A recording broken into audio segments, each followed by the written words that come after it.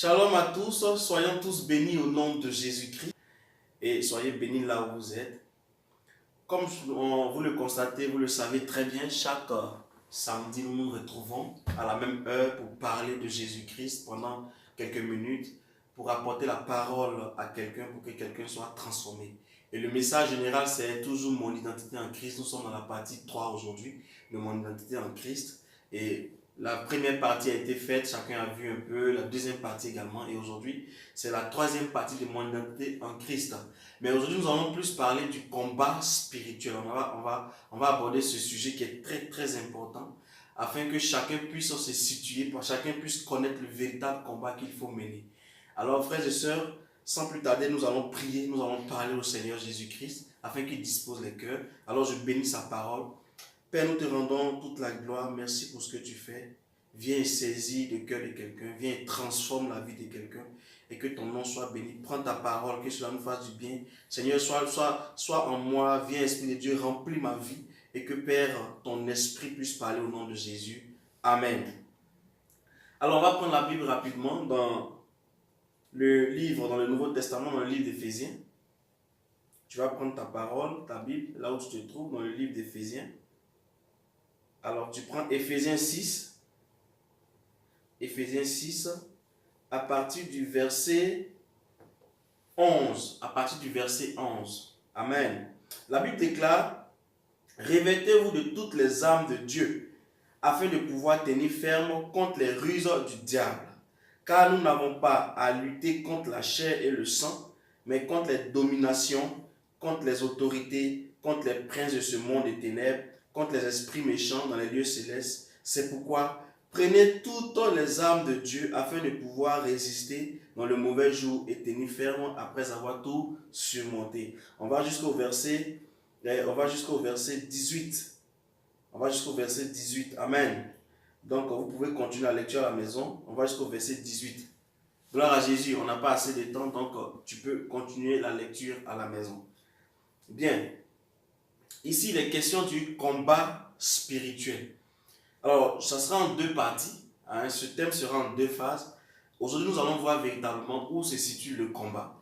Et la prochaine fois, Dieu va nous enseigner encore quelles sont les armes utilisées pour pouvoir mener le combat. Amen. Alors, ce qu'on va retenir ici à partir du verset 11, la Bible déclare « Revêtez-vous de toutes les armes de Dieu, afin de pouvoir tenir ferme contre les ruses du diable.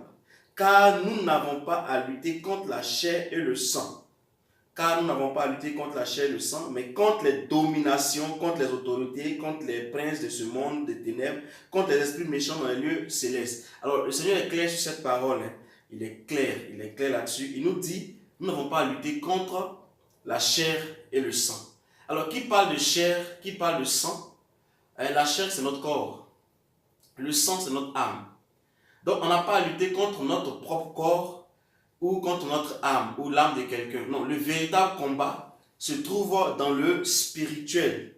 Amen. Parce que lorsque Dieu dit, vous devez lutter contre les dominations, les autorités, et toutes ces choses sont dans les lieux célestes, ce sont des esprits. Alors aujourd'hui, Dieu nous fait comprendre que le sens du combat de l'enfant de Dieu, le véritable combat à mener, c'est un combat spirituel.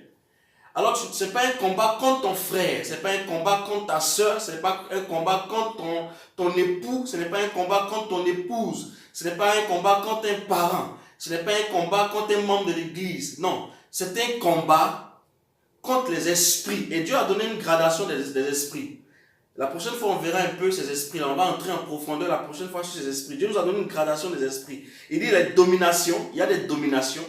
Il y a des autorités, il y a des princes de ce monde des ténèbres, il y a des esprits méchants dans les lieux célestes. Ce sont ces quatre catégories-là contre lesquelles nous devons nous attaquer. Alors, le combat n'est pas contre quelqu'un. Il faut qu'on retienne ceci, ce n'est pas un combat contre une personne. Alors, arrêtons de juger nos frères, arrêtons de les calomnier, arrêtons de les mépriser. Derrière chaque action qu'une personne pose, il y a toujours un esprit qui joue un rôle. Si quelqu'un est en train de commettre le péché ou quelqu'un est en train de poser une action négative, derrière cette action-là, il y a toujours un esprit qui est en train de jouer son rôle. C'est pourquoi il n'est pas bien de pouvoir s'attaquer à ton frère ou à ton épouse ou à ton époux. Non, il faut que tu pries dans le secret pour cette personne. Ce n'est pas bien de la calomnier, ce n'est pas bien de la juger. Mais au contraire, tu dois te disposer et prier afin que la vie de cette personne-là soit transformée par le Seigneur Jésus-Christ. Afin que quelque chose se passe, le Seigneur vienne briser, détruire les actions sataniques qui se lèvent contre la vie de cette personne. Alors ce matin, Dieu veut nous emmener véritablement le sens du combat. Le combat que nous devons mener, chers frères et sœurs, chrétiens, enfants de Dieu, ce n'est pas un combat avec des hommes. Ce n'est pas un combat avec ton pasteur. Arrête de le calomnier. Ce n'est pas un combat contre ton épouse. Arrête de la juger, de la condamner. Ce n'est pas un combat contre ton époux.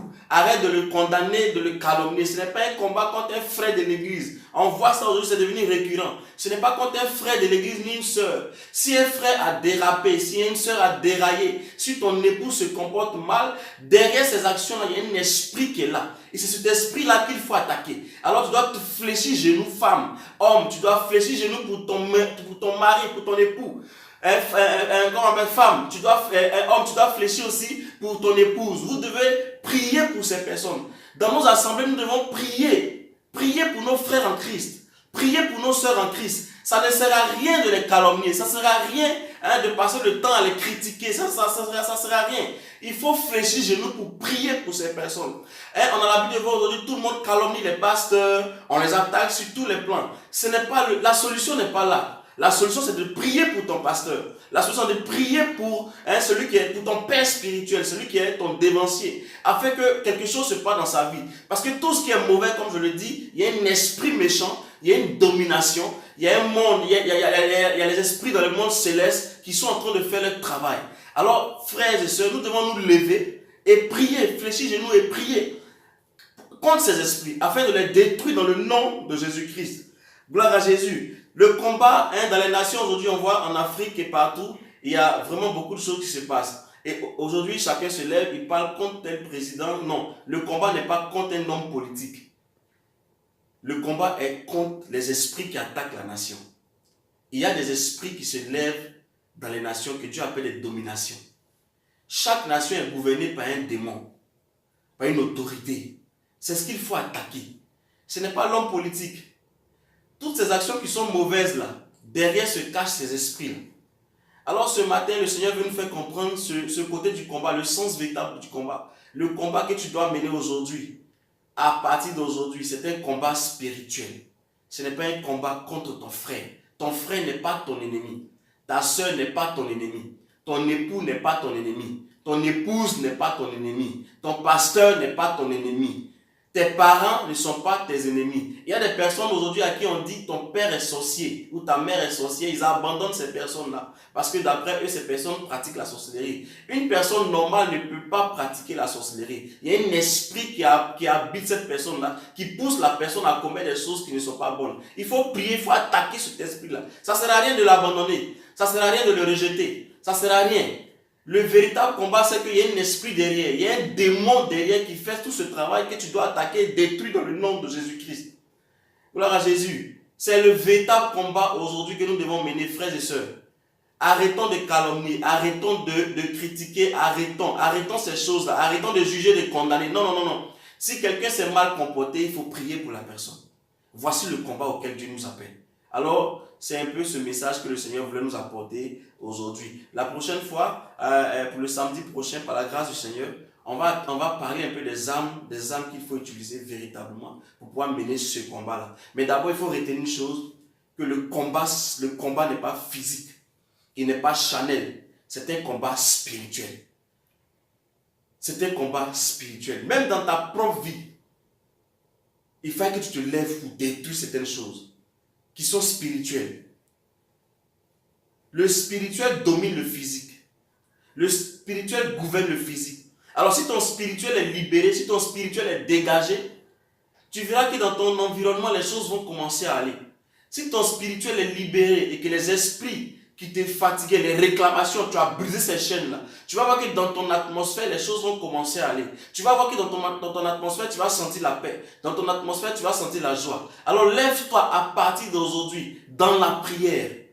Va fléchir genoux et parle à Dieu. Le combat, ce n'est pas avec tes frères. Parle à Dieu afin de détruire tout ce qui ne t'arrange pas, tout ce qui n'est pas la gloire de notre Seigneur Jésus-Christ. Alors, D'ici là, portez-vous bien. Et puis, on se verra le samedi prochain où nous allons détailler maintenant les armes spirituelles. On va comprendre que les armes spirituelles, c'est pas ce qu'on pensait à l'époque. Non, les armes spirituelles, c'est une vie. On va comprendre que les armes spirituelles, c'est une vie. Dieu va nous expliquer, c'est une vie chrétienne, c'est une vie de sanctification de tous les jours. Et le Seigneur va nous expliquer cela. Alors que Dieu vous bénisse, n'oubliez pas de vous abonner à la page et de partager, afin que des vies soient transformées, des personnes puissent connaître le sens du combat, pour éviter certaines choses dans nos vies, dans nos foyers, dans nos assemblées. Il y a beaucoup de choses qu'il faut éviter. Ce n'est pas avec nos frères, ce n'est pas avec nos sœurs, ce n'est pas un combat de la chair et du sang, mais c'est plutôt un combat spirituel. Que Dieu vous bénisse. Shalom, shalom.